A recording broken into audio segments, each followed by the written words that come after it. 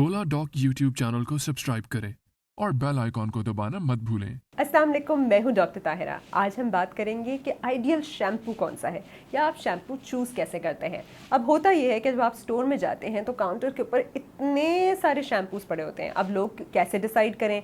लोग क्या करते हैं, देखते हैं कौन सा ब्रांड जो है सबसे ज़्यादा एडवर्टाइज है, कौन सा सबसे बड़ा स्टार है जो पकड़ के कह रहा है ये वाला इस्तेमाल करो। या फिर बहुत सारे लोग जो है वो पैकेजिंग से बड़ा इंप्रेस हो जाते हैं, जितनी फैंसी पैकेजिंग है उसके लिए ऑप्ट करते हैं। तीसरे वो भी बहुत लोग हैं जो सोचते हैं जितना महंगा शैम्पू शायद उतना ही अच्छा है। लेकिन आइडियल शैम्पू आपके लिए होता कौन सा है? एक तो एक शैम्पू हर किसी के लिए बिल्कुल भी नहीं होता।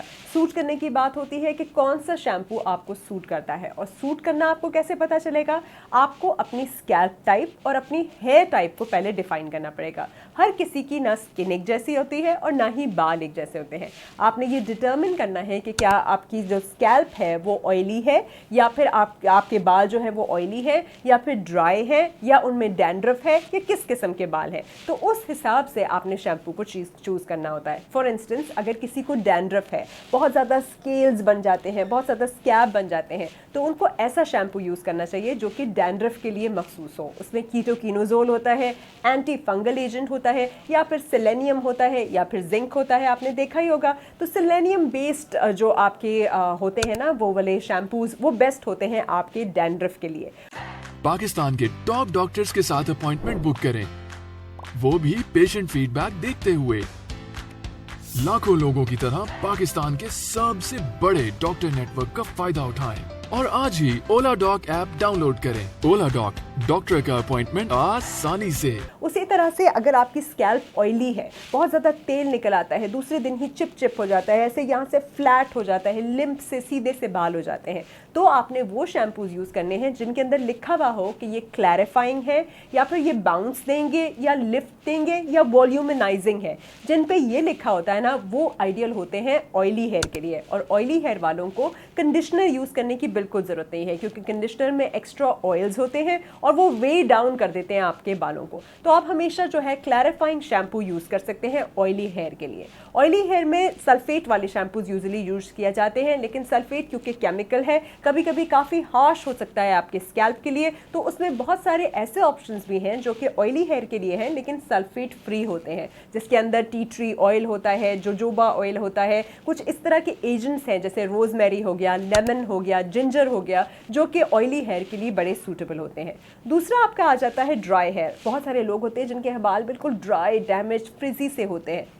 अब उनके लिए क्या है, वो ऐसे शैम्पूज यूज़ करें जिसके अंदर आपके सिलिकॉन्स हों, जिसके अंदर ऐसे कंडीशनर्स हों, मॉइस्चराइजर्स हों, मॉइस्चराइजिंग ऑयल्स हो जो एक्चुअली मॉइस्चराइज करें, एक कोटिंग करें और थोड़ा सा उसको हैवियर करें, ताकि आपके बाल जो है वो मैनेजेबल, सिल्की और स्मूथ नज़र आए। उसके अंदर भी बहुत सारी और चीज़ें होती हैं। एलोवेरा है, डिफरेंट किस्म के आलमंड ऑयल है, कैस्टर ऑयल है, और बेशुमार हनी है, इस तरह एग है। ये सारे स्मूदनिंग एजेंट्स भी जो है वो मौजूद होते हैं। आप ऐसा ले सकते हैं जो कि आपके ड्राई हेयर के लिए बहुत ज़्यादा मुफीद साबित हो। और इन ऐसे लोगों के लिए कंडीशनर्स भी बड़े ज़रूरी हैं। वो कंडीशनर यूज़ कर सकते हैं, वो लीव इन कंडीशनर्स भी यूज़ कर सकते हैं, वो रेगुलरली अपने बालों की ऑयलिंग भी कर सकते हैं। और यूजुअली आर्गन बेस्ड कंडीशनर्स भी हैं, आर्गन ऑयल बेस्ड कंडीशनर्स, और डिफरेंट किस्म के जो आपके मॉइस्चराइजिंग कंडीशनर्स हैं वो आप यूज़ कर सकते हैं फॉर योर ड्राई हेयर। अब आ जाते हैं मैंने जैसे आपको पहले बताया, आपका डैंड्रफ वाले भी हैं, ड्राई हेयर भी हो गया, ऑयली हेयर भी हो गया, ये आपके स्कैल्प केयर है।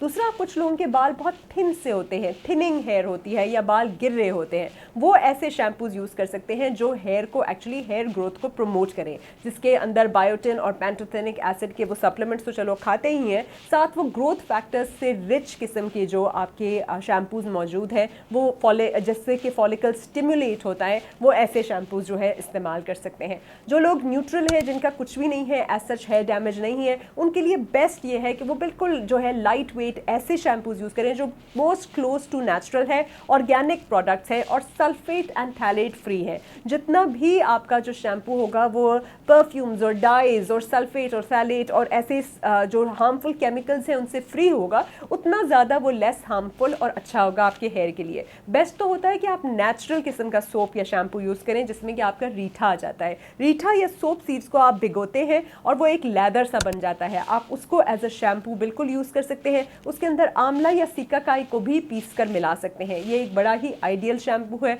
तो आप इसको यूज़ कर सकते हैं। अब आप कंडीशनर कहेंगे कौन सा यूज़ करें, तो कंडीशनर के लिए दही, अंडा और आपका जो एलोवेरा है इसको मिला के लगा सकते हैं। बहुत ही ज़बरदस्त कंडीशनर है।